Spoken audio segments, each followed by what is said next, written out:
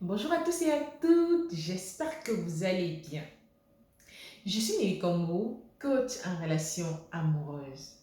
J'accompagne les mères célibataires, actives et indépendantes, prêtes à rencontrer un partenaire idéal afin de construire une relation pérenne de couple, enrichissante, épanouissante, tout en préservant leur relation avec leurs enfants. Aujourd'hui, je vais vous parler de l'importance de comment on réagit suite à une rupture sentimentale. Vous savez, pour ceux qui n'ont pas regardé mes précédentes vidéos, il y a plusieurs années, j'ai connu une rupture amoureuse à l'issue de laquelle je me suis retrouvée avec un enfant. Ça n'a pas été facile, mais il a fallu que je prenne du temps pour faire le deuil de cette relation.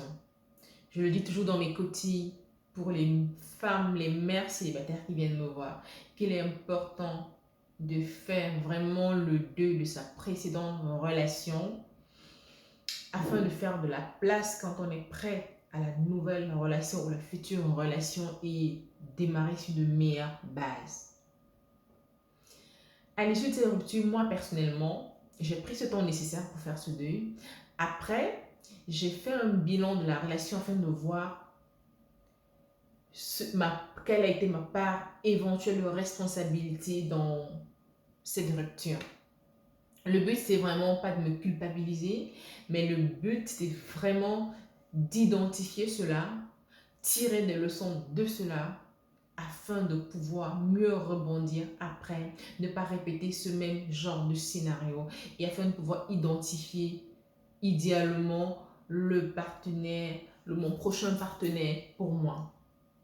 Aujourd'hui, justement, je le souligne encore. Déjà, je veux préciser au moment solo, au moment célibataire, que déjà de faire le deuil de leur précédente relation, comme je dis, et quand elles sont prêtes de croire que le partenaire idéal pourrait exister, c'est ça que je vous accompagne. C'est pas nécessaire quand on a besoin, parce que quand on est une maman solo, on pense toujours à vivre, on s'occupe de son enfant, je peux dire, on focalise une grosse partie de son énergie sur son enfant, sa vie de femme en soi, on oublie un peu, pourtant on en a souvent besoin. Pendant un moment, ça peut ne pas être le cas, mais à un moment, on a besoin de vivre également sa vie de femme.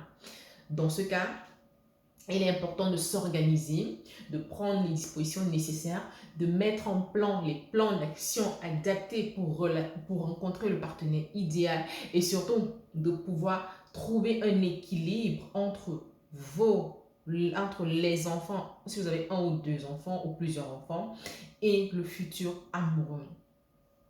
C'est en ça que j'accompagne justement les femmes principalement. Donc, pour revenir au sujet du jour, comment faire face, comment se comporter après une rupture amoureuse? Premièrement, il est important de faire le deuil, comme j'ai dit, afin de faire la place pour la future relation. Deuxièmement, il est important de tirer des leçons de cette union, de faire vraiment un bilan, un diagnostic de ce qui a manqué afin de pouvoir éviter que cela n'arrive dans la prochaine relation. Troisièmement, il est important de vraiment ne pas se précipiter, surtout quand on est maman solo. De prendre le temps de vraiment se reconstruire, de prendre le temps pour soi, de prendre le temps de profiter de ce moment qu'on a, de ce moment de célibat qu'on a, de prendre le temps de s'aimer soi-même et surtout de travailler son estime de soi. Parce que comme je le dis toujours dans mes vidéos, la société n'a pas toujours un regard positif sur les mamans célibataires. Parfois, il y a des personnes qui stigmatisent les mamans célibataires du fait de leur statut. Et j'ai fait une vidéo dessus où j'exhortais les gens à changer d'état d'esprit, de ne pas voir les mamans célibataires comme des personnes qui ont loupé quelque chose dans leur vie parce qu'on ne sait pas toujours ce qui s'est passé. On ne sait pas ce qui s'est passé dans leur vie pour qu'elles se retrouvent comme ça. Mais déjà, même on devrait leur décerner un chapeau déjà pour avoir pris le courage d'élever toute seule leur enfant. Donc, ça, c'est très important pour nous, pour tout un chacun de nous, de changer son regard, si ce n'est encore fait, son regard sur la maman solo dans cette société. Donc, première des choses, faire le nœud de sa relation.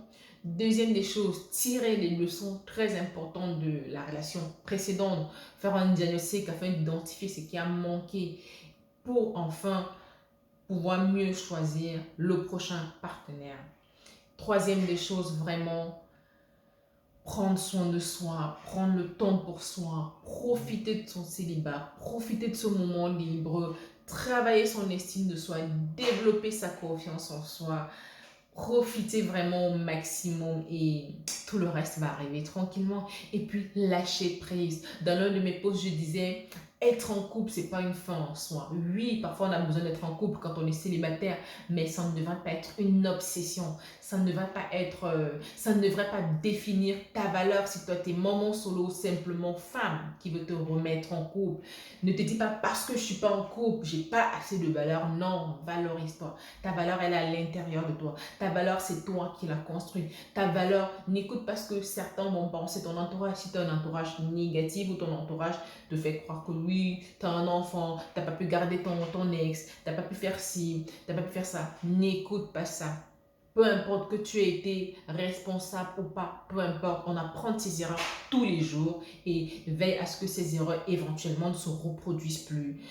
Et dis-toi, le partenaire idéal pour toi existe. Oui, tu peux le rencontrer, que tu aies plusieurs enfants ou pas. Tu peux le rencontrer. Tu peux rencontrer celui qui va vraiment t'aimer pour ce que tu es, pour la valeur que tu as, pour tes qualités. Et veille à préserver une relation privilégiée entre toi, ton futur amoureux et tes enfants. Veille à créer une relation de qualité entre ton futur conjoint, ton futur mari et tes enfants. Veille vraiment à ça.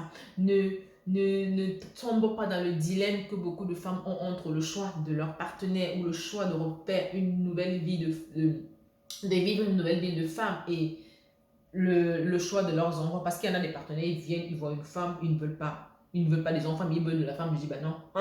Hein, quand on aime une femme, on la prend avec tout son package comme elle est. L'enfant, là, c'est une partie. Donc, ou vous êtes d'accord, vous n'êtes pas d'accord. Et vous passez. Donc, maman célibataire, celui qui ne veut pas de toi avec ton enfant, mais qu'il passe son chemin. Tu trouveras celui qui t'aime pour ce que tu es, qui aimera ton enfant également. Tu ne l'imposes pas, mais c'est la logique, c'est comme ça. Si j'ai réussi à y arriver, vous pouvez y arriver. Et c'est en ça que je vous accompagne également aujourd'hui, ces dames. J'espère que cette vidéo vous aura plu. J'espère qu'elle vous aura apporté un plus. Dites-moi en commentaire ce que vous en pensez.